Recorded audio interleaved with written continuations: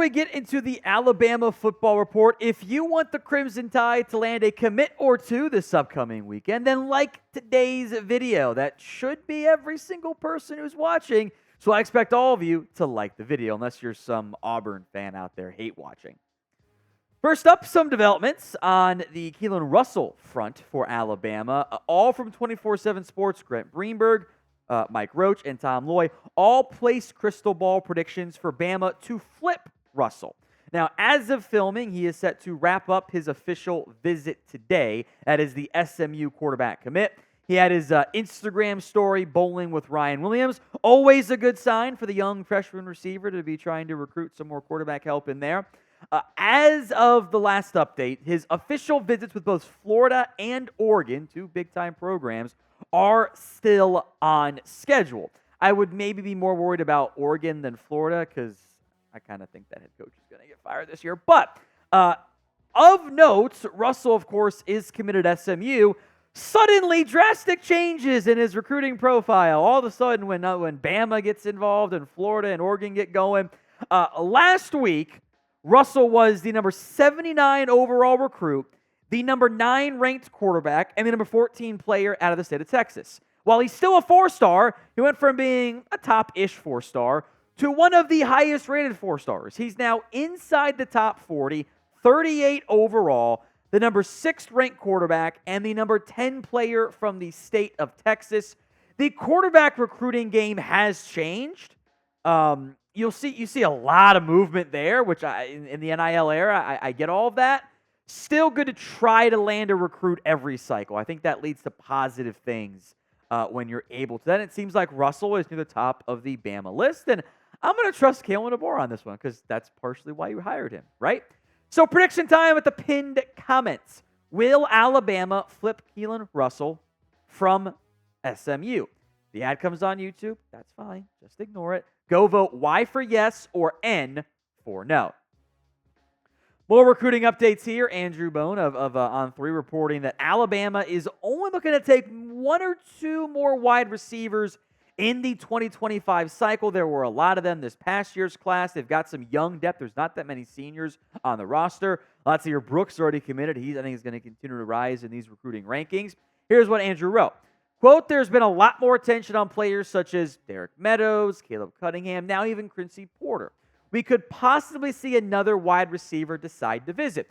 Alabama likes Marcus Harris, but I think he will focus on the schools showing the most attention. Georgia's a top contender, but they are also taking more receivers in this class, according to our friends at Dogs HQ. So first up is Meadows, Derek Meadows. Another top 75 recruit. Good to get a bunch of those guys. 62nd overall, the number 9 ranked wide receiver, the number 1 player in the state of Nebraska, and despite that, or Nevada, is not looking to stay all that close to home. Thank you for the correction there, Producer Chris. Apparently I can't read. He is looking to go outside of that area, going more East Coast. Here are his official visits, also his top 5 programs, by the way. Wrapped up one with Michigan, Georgia on June 6th, coming up this upcoming weekend. Then Notre Dame on June 14th, LSU on the 18th, and Alabama on the 22nd. Cunningham, meanwhile, is one of the top-rated recruits in the nation. A 5-star recruit. Again, this is all per the 24/7 Sports Composite rankings. 13th overall, number 2 wide receiver. Given that he's the number 1 for the state of Mississippi, guess what?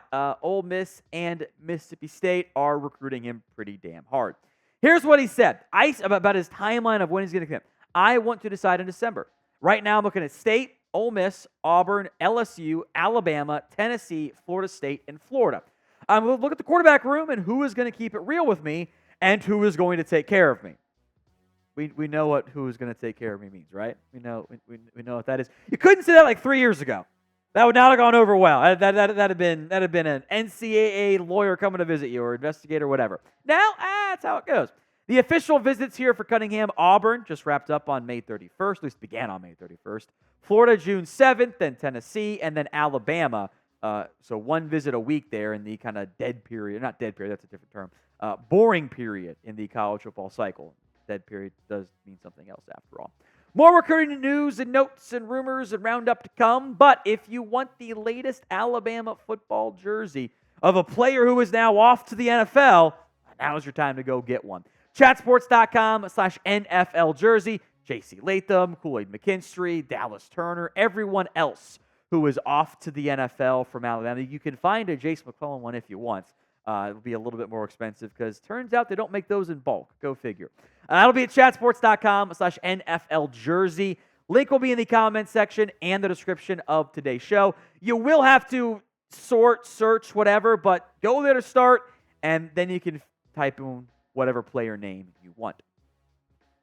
Over to Porter now. Again, a top 50 recruit, number 1 player in the state of New Jersey. So noteworthy that all 3 guys are among the top at their position and among the top-rated guys in their states, knowing things can and maybe will change on that front. 49th overall, the number 8 ranked wide receiver. Again, going after big-name players, adding 1 or 2 high-end impact receivers every class makes sense, and then you'll kind of backfill as needed with transfer portals or maybe the occasional lower-ranked 4-star guy as well. So pick a wide receiver. Of those 3, if you could get one, who would it be? I feel like Cunningham's the obvious answer, but anyway. M for Meadows, C for Cunningham, or P for Porter. Another update for you guys here. Damani Jackson and Zabin Brown taking cornerback Chuck McDonald bowling during his visit. Seems to be popular as of late, by the way. Again, this is another Saturday high school recruits. You've got, I think, by the way, Devonta Smith and Red Morgan were there because their names were also on the screen. So we're just kind of connecting dots there. That's not really Big J, but it's funny to pretend that it is journalism there. Of note, McDonald is also teammates with current 2025 commit Abdul Sanders. Here's what McDonald said on his commitment timeline. The plan is to take the 4 official visits, talk it out with my parents, then make my decision. The official visits will carry a lot of weight in my decision. All 4 schools are close together on my list, so these last visits will be a big factor for me. I know the schools want me, so now I want to see how I feel in the culture and learn more about the development when it comes to me as a player. My long-term goal is to play in the NFL, so player development will be key for me. That's what I like to hear. That's the mindset, which I think to an extent everyone kind of has, but I think it was phrased in the way you want it to be phrased, if that makes sense. So prediction time, and more on him in a little bit here. Will Alabama land Chuck McDonald? 1 for yes, 0 for no. Here is the recruiting profile here for Mr. McDonald. 87th overall ranked recruit. It is another California-based product, another one from Mater Dei High School, which, again, I think is still one of the better high school programs in America. The number 8th ranked cornerback as well. Corner is an area of concern given just the massive level of overhaul this team has undergone in the last, 5 months? 6 months now, maybe? It's just the personnel lost to the NFL, transfer portal, Saban leaving, transfer portal again. A lot of turmoil there. I think hitting that spot hard probably makes a lot of sense. The official visits then for McDonald: Alabama this past weekend, Georgia next week, then Oregon, then USC. So 2 of the best SEC schools and, well, I was going to say 2 of the best Pac-12 schools, but that's kind of they're Big Ten schools now.